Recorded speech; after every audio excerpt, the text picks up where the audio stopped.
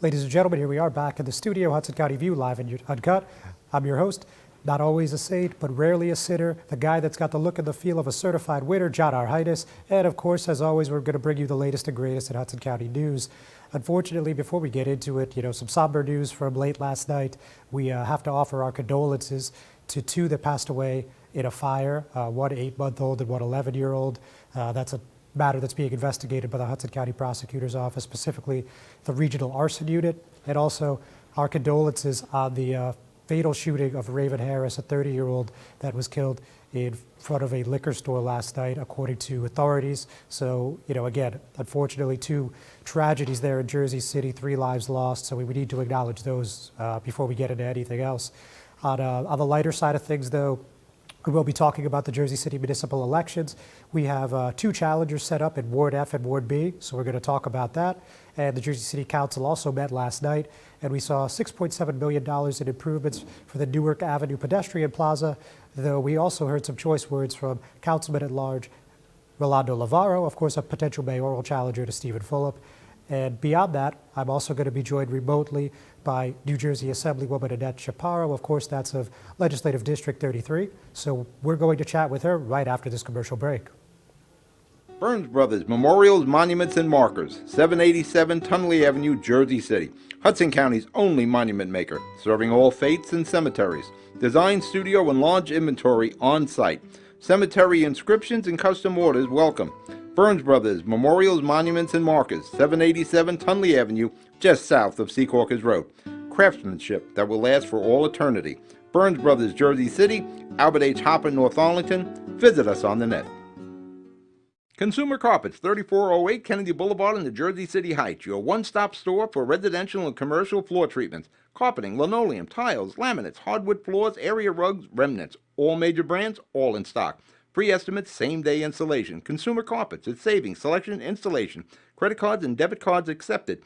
Financing available. Consumer Carpets, price to fit your budget, installation to fit your schedule. On the net at consumercarpets.com. Consumer Carpets, Jersey City, 201-792-2712. Good Friend Self-Storage in North Bergen, New Jersey is a fully climate-controlled facility equipped with state-of-the-art security, packing supplies, a Refer Friend program, and multiple loading docks convenient for commercial use. Located just off of Route 3 at 4301 Tunley Avenue, Route 1 and 9. Call 201-867-2444 or visit us on the web today. Good Friend Self-Storage. Let us be your good friend. Hudson County View live and uncut. John Arhitis, and as just mentioned, I'm joined with New Jersey Assemblywoman Annette Chaparro, who is joining us remotely. Annette, thanks for being a part of the program. Thank you for having me, John. You're welcome. So first of all, let me talk about something that was actually in the beginning of 2020. We saw Governor Phil Murphy sign Zachary's law into law, and that was, of course, after that unfortunate hit and run in Hoboken. And I know you worked with the family and some of your colleagues, and I'm sure many other stakeholders. And on that point, though, I've never actually seen an alert that was made in connection with this law. So I was just curious what the latest was there, and if this was something that perhaps was getting amended or anything else. I'm just wanted to hear what the latest is. Well, I mean, it is in effect. It's just that obviously the alert will go into play if there was information to give out. And of course, that would come from the local or whoever's investigating the hit and run. So if there's information to send out, then of course the alert will go in. I mean, we just wouldn't be giving a description of a vague description, so to speak. So everyone would have to be, in order for it to work, it would be to put the other law enforcement in alert and the municipalities in alert, just to know that there was a hit and run, it was fatal or seriously injured, and then those are the protocols, those are the criterias, I should say. So right, if that happens, if everything goes into place, it does work. Got it. Okay. So speaking on some more current legislative matters that I know you're a part of, I know there is a reproductive bill that you have sponsored, and I know this is something that you've been talking about for a few months.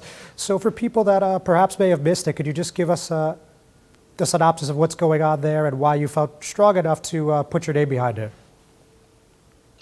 I think that is one of the most important bills for women. And we just want to make sure that women have the right to choose, that they have safe remedies to make those choices. There are so many, we deal with so much, and New Jersey needs to be in the forefront to make sure that women have the right to have safe access to safe abortions if that's what they choose to do.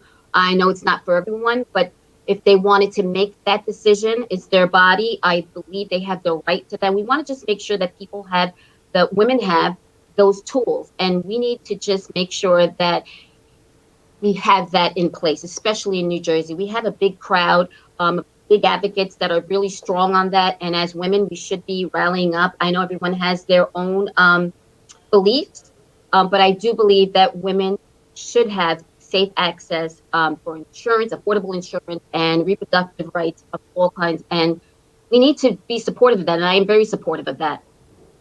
Safety is number one. So yes, certainly this is some legislation that has a lot of support among Democrats. We heard last year Governor Phil Murphy firmly behind it. I'm sure many of your colleagues. What about on the other side of the aisle, though? What are you hearing from the Republicans? From the Republican side, I'm just full force on what I believe and what I want to present. I'm sure there are people on the other side that feel strongly about it. I'm sure there are women that support it too. So I really cannot tell you specifically who's against it and why. I just kind of stay focused on what I'm trying to accomplish. All right. I noticed you just tweeted about this the beginning of the week. So you think this is something that will come to a vote soon? I would hope so. That is the intent, that we get it heard and that we just push this through. And I'm hoping that we accomplish that. Okay. So, Assemblywoman, you're probably aware that 2 weeks ago I had Hoboken 2nd Ward Councilwoman Tiffany Fisher on the program, and she was consistent with her message that she is firmly against the Palisades Cliffs Protection Act, and she laid a lot of the blame at the feet of State Senator Brian Stack. But, some people may not be familiar that you're actually the sponsor of the Assembly. So, given that we have this time, I figured you'd want to address some of the criticism that she had, that this would be bad for Hoboken, and just anything else about why you felt like this was a good thing for the whole state of New Jersey, not just Hoboken and Hudson County. All right. So I am a little disappointed that she didn't reach out to me, gave me a call. I would think that I would hope that I'm approachable. We have had conversations in the past. And the whole point of any legislation, you're going to have people that are going to disagree. And we are an elected official, especially as women elected official. We should give each other the respect to have a conversation. And because I am the prime sponsor in the Assembly side, I would have hoped that she would have called me and just tell me her concerns. I hear her. I understand where she's coming from, but I'm really confused as to the full message and the drive that she tried to, the point she tried to make, which was, I believe she called the bill dishonest. I think that's what the word she used.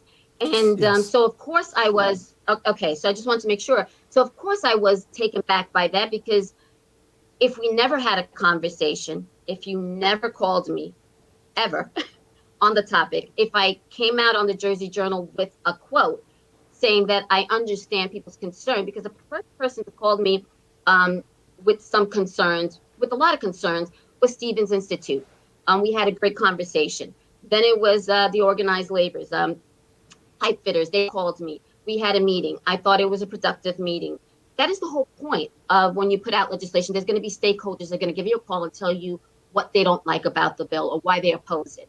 I didn't have that opportunity, and I didn't understand why. I just didn't understand why we couldn't have that conversation, especially when there were a lot of things that were pointed out that I felt was not giving the full story, and I felt that was dishonest. If you're going to call the bill, say that there's being built on the cliff, there's something being built there, and it was just approved. Well, the part that she left out was it wasn't just approved. Final improvement was last year, but this is a project that's been going on since 2006, and the county was also involved. So clearly, it wasn't an easy project or something that everyone was on board with, and it just went through with flying colors. There's a lot in there, and I think she knows that when it comes to any kind of development, there's a lot that goes into it. So I on was that point, confused Assemblywoman, we're because, just going to hear a quick word from Yeah. our sponsors, but we're going to let you pick up where you left Yes. off in just a moment. okay. The Jersey City Medical Center, you know it for its award-winning life-saving ambulance service. It's also your health hub, with health and wellness locations staffed with certified professionals all through Hudson County. The Jersey City Medical Center, here to help you with your healthy, here when you need us the most. The Jersey City Medical Center. Visit us on the net to learn more. Jersey City Medical Center, Robert Wood Johnson, Barnabas Health Facility. Let's be healthy together. Newport, the luxury waterfront community on the Hudson River, offers the quality of life you deserve in 10 high-rise rental towers with amenities such as the on-site Newport Path subway, light rail and ferry service, Newport Town Square, 3 playgrounds, dog run, upscale restaurants, retail giants like Sears, JCPenney, Macy's, and Target. Morton Williams Supermarket is just outside your front door. A health and fitness club, spa, skating rink, and medical facilities are also on site. NewportNJ.com. Enjoy the New York skyline from Newport Town Square. Manhattan is just one path stop away or quick ride through the Holland Tunnel. Nursery and private elementary schools all on site. 12-screen movie theater at the Newport Center Mall. Want to visit Newport? Stay at the Westin or Marriott Hotel. Go to NewportNJ.com for details. Newport has luxurious towers, great restaurants, shopping, New York skyline views, schools, playgrounds, a marina and yacht club, gym, spa, fine wine, fine living. It's incredible. It's you. NewportNJ.com. Newport, live like you want. Hudson County View, live and uncut. John Arhitis, and I'm still here with New Jersey Assemblywoman Annette Chaparro. So, Assemblywoman, you were just telling us why you were a bit perturbed, I guess you could say, about what the councilwoman had to say a couple weeks ago about the Palisade Cliffs Protection Act. So, with that all said, could you tell us a little bit why you thought this was a good bill and why you support this and why you think this is just a responsible piece of legislation? Look, we wanted to protect, of course, the Palisade Cliffs. And I don't just represent Hoboken. So it makes my job that much harder. It would be easy if it was just Hoboken, right? But I have other cities that I represent. And to be perfectly honest, when this legislation came about, I thought it was a good look, but I didn't just jump in it just because how it's presented, just because the senators decided to do it, so I had to follow suit. But I will say this: what confuses me, and this is why I needed to have a conversation, and I hope that this opens the door for her to continue to have a conversation, a dialogue with me, is that we had a survey done. We had a survey done for the Western Edge. And that survey, the majority of the people that did the survey, 58%, I'm going to say, or 75%, let's go there, 10 stories, didn't want no more than 10 stories, right? So 58% didn't want no more than 7 stories. That's a big number. So I thought, well, this is going to affect them, right? Survey says people want smaller buildings. So I felt that the majority of our constituents in Hoboken especially wanted to keep the character, which is something that a lot of the elected officials say a lot. We don't want high rises. We want to keep the character of Hoboken, smaller buildings, and keep it strong. I agree with that. On top of that, we also had the survey also included protecting the cliffs. So clearly that was a conversation. Clearly that was important. It may have not got like 70% wanted to protect the cliffs, but a good 30% thought it was very important. So that's not zero. And now we have the North End. This was conducted during the Western End, where they were just showing the plans, getting the people involved. We're talking about over 1,600 people that decided to take the time to go step by step and actually do the survey. So I would think that we would honor that and we would know what the people want. And on top of that, they just released the North End redevelopment plan, and they addressed the cliff there. Right? So if they address the cliff, clearly it's important. So I was still confused as to why it was so, it just transpired that way. I'm confused. I wish that, and I hope this is an extension for her, an invitation for her to come and have a conversation with me. We're both elected officials. We represent, I want to represent what's best for our communities. And of course, there are going to be people that are not going to be happy, but I want to hear that. And I want to just point out, only one constituent reached out to me, one. So I think that people, and I believe Councilman Doyle said he really likes the idea of not going past the cliff. So there's a lot of people that feel that way. And I just thought that maybe the honest thing to do was to have a conversation. And if I didn't return her call, or if I was just being vague, then she could go about and say what she wanted to say. And I know she feels strongly about it, so I respect that. But I really wish she gave me the respect by having a conversation, because I do want to do what's right. And I think in the end, we'll all have a democratic process with every municipality involved will have a say. It's still early, but I'm sure that's what's going to happen. Yes, okay. Well, I mean, we've seen in the Senate that this went to committee at least once and didn't make it through. It ended up being pulled. So it looks like there's going to be a lot of amendments, I would guess, before this comes to a final vote. But like you said, it's still early. The legislative session, the year just started.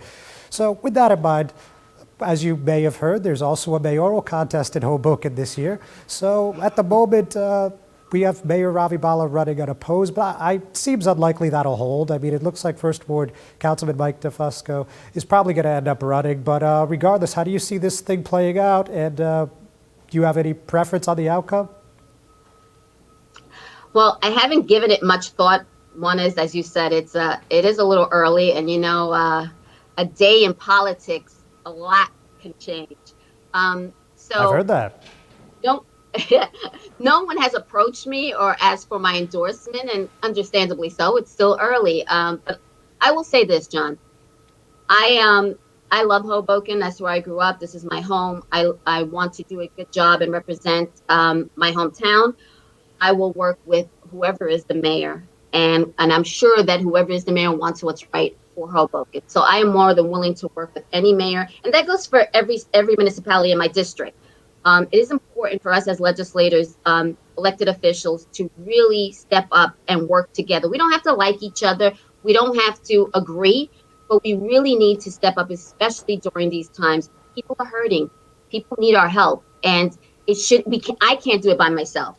I need everyone's help, and I think that we should step up and just work together. So I am confident that we'll have this conversation a couple of months from now. It'll be different, and then we'll have it a couple of months later and it'll be different again. But until then, right now, I have no thoughts on that. All right, makes sense. Thank you so much for your time, Assemblywoman. It's always a pleasure. We'll chat soon. Ladies and gentlemen, thanks so much for joining us. We're not done yet, but we're going to take one more break. Most women who give birth recover without problems, but any woman can have complications after the birth of a baby. Learn the post-birth warning signs, such as fever, headache, chest pain, shortness of breath, increased bleeding, or thoughts of hurting yourself or someone else. Knowing these can save your life or the life of someone that you love. Trust your instincts. If you feel something is wrong, call and get evaluated by your healthcare provider. If your symptoms get worse or you do not hear back from your physician, call 911 or go to the nearest emergency room. RWJ Barnabas Health. Let's be healthy together.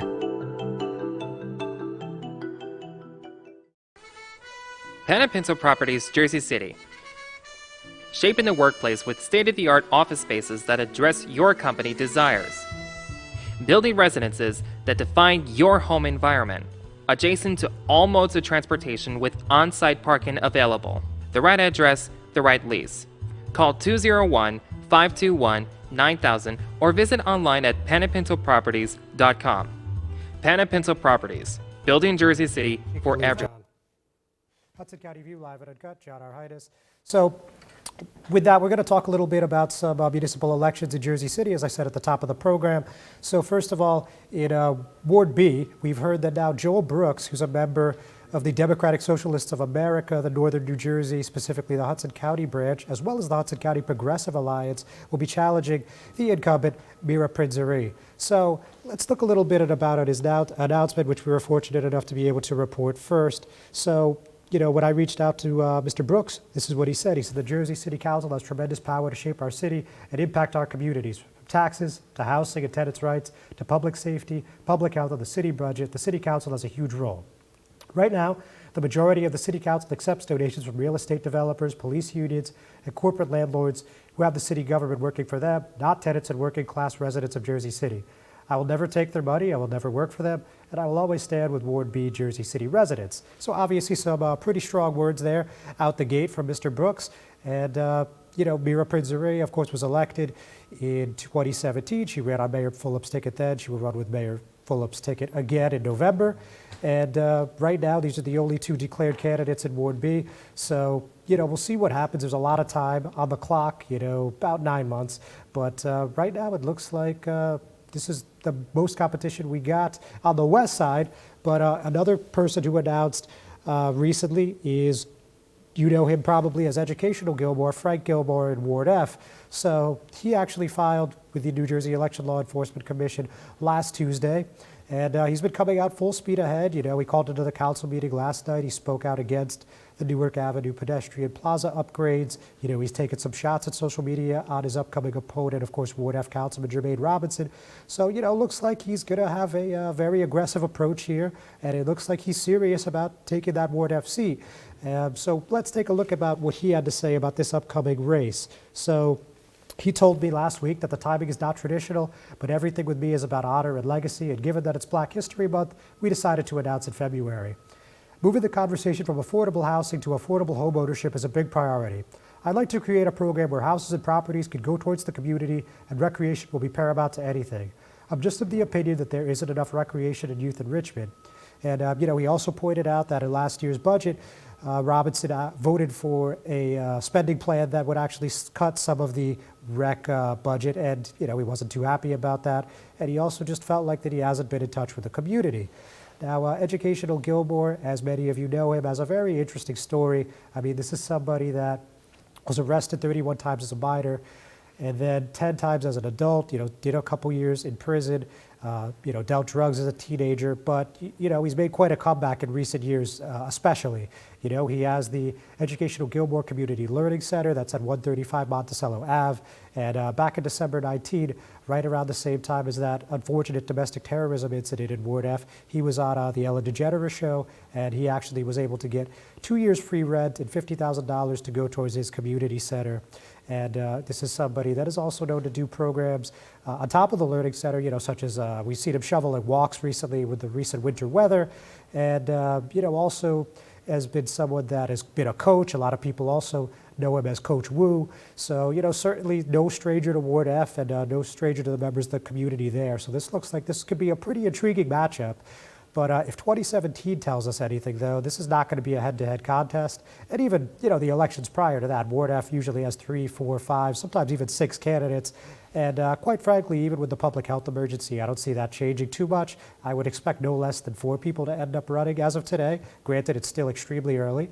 But I think this is going to be a crowded ballot in Ward F as usual. And that, of course, opens the door for a December runoff, which, in the past has tended to favor incumbents, but this could be a different ballgame given everything that's going on with the vaccination process. It will be a little more difficult, even more so than usual, to get people engaged with their local government, their local elected officials, their council members. So, this is obviously an election cycle that's going to have a lot of extra challenges. Of course, there's no president at the top of the ballot this year, so we're going to have to wait and see. And as some have pointed out to me, while he made an informal announcement several months ago in Ward C, we have Attorney Tom Zupa, a former assistant prosecutor for the Hudson County Prosecutor's Office, who is now in private practice, now at Chase and Lamparello, will be challenging in Ward C against Rich Baggiato, who is also on Mayor Stephen Fulop's ticket. So with that, we're going to take another break. We'll be right back. Stevens Jersey City Ford, located right off of NJ 440 North. Across the Hudson Mall is your one-stop for all your automotive needs. Check out Ford's latest models like the 2020 Ford Fusion with its stylish looks and hybrid options, or the unparalleled high-performance 2020 Ford Mustang. The 2020 Ford F-150 Raptor is ready for those rugged off-road terrains with trail control. Need a mid-sized truck for your towing and hauling? The 2020 Ford Ranger will deliver. The 2020 Ford Escape is a luxury SUV that was made for comfort and adventure on the go. Returning is Ford's legendary Bronco, which takes you back to the true meaning of off-roading. They are now available for pre-order in our showroom or on our website. Let us help you find your next vehicle. Stevens Jersey City Ford, 201-432-7272. Hudson County View, live and uncut. John Arhitis. So a little bit of hurry up offense. Couple other things I wanted to touch on before we call it a week here at the Hudson Media Group studio. So first of all, the Bayonne Planning Board, as expected, approved an 880,000 square foot plan to have a UPS distribution center at the former military ocean terminal. So we saw before the meeting, actually on Monday, we saw that this is proposed by the Liquid Equities Group, and it's going to be a distribution center that would host UPS as a tenant on about 150 acres of waterfront land that would have access to global terminals on the New Jersey Turnpike. And we heard from quite a few officials, including Mayor Jimmy Davis and Senator Menendez. So quickly, the senator said at the time that this is a welcomed addition to the revitalization of the former Montby site and great news for Bayonne's families. I applaud Mayor Davis and his council for their continued leadership in attracting new, good-paying jobs and economic opportunities for the city. So as expected, this passed unanimously when it was in front of the planning board, and looks like things are moving along swimmingly. The council will vote on this next, and I would expect shovels to be in the ground at some point this year, though that's not official yet. But when we do have something more formal, we will certainly let you know. With that, I also wanted to talk about last night's Jersey City Council meeting. I mentioned at the top of the program some consternation among residents about the $6.7 million in upgrades for the Newark Avenue pedestrian plaza. It cleared the council by a pretty definitive vote, 7-1. The one person who voted against is Councilman at Large Rolando Navarro. We know that he is mulling a bid for mayor. He hasn't made any decisions yet, but you know, it looks like he is someone who is not afraid to speak his mind, and last night was certainly no different. I mean, it looked like this was going to be a pretty quick vote. And we heard from Ward D Councilman Yusuf Saleh, as well as Ward F Councilman Jermaine Robinson, and they admitted this price tag was a bit hefty, but they said that, you know, the wealth, so to speak, has been spread around throughout the city. You know, the Central Avenue project in Ward D, and we also heard about the Berry Lane Park, Fulton Avenue Park, and City Hall Annex in Ward F. And then when it came to Navarro, you know, he's had a very different perspective on what was going on here. And he said, I'd like an explanation. It was asked by the public. The original budget was $4 million. It's now coming out to $6.7 million. Where's the other $2.7 million coming from? And, you know, it led to a short argument with the acting business administrator, John Metro, and later led to a little bit more of an argument between him and the council president, Joyce Waterman. They were talking over each other. There was obvious annoyance on both sides. And the councilman said that he was just not willing to accept a quote-unquote half-assed explanation. And even if this thing passes, he's going to still press forward to get this information. And if you had a chance to read the resolution, we linked to that in our story. It says the funds are coming from the city's capital accounts. So with that, ladies and gentlemen, we're going to call it a week. Thanks so much for joining. We'll see you soon. Stay safe.